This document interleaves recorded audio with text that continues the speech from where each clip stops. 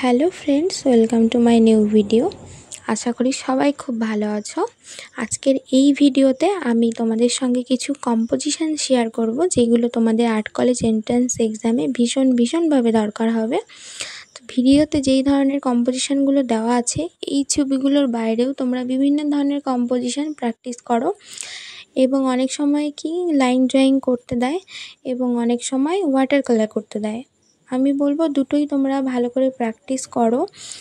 এবং যদি এক্সামের সময় স্যারেরা বলেন যে লাইন ড্রয়িং করতে হবে, তাহলে আমি বলবো আমার ভিডিওতে যেরকম ছবি আছে এরকমই লাইন ড্রয়িং করো। এর থেকে বেশি শেড দেওয়ার কোনো দরকার নেই, কারণ অনেক সময় কি ছবিটা কালো হয়ে যায়।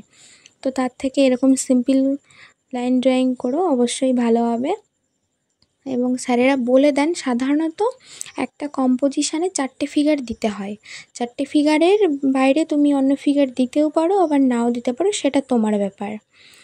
তো আমার এই ভিডিওটা যদি তোমাদের ভালো লেগে থাকে, অবশ্যই আমার চ্যানেলটা সাবস্ক্রাইব করে পাশে থেকো এবং আমার এই ভিডিওতে একটা লাইক করে দিও।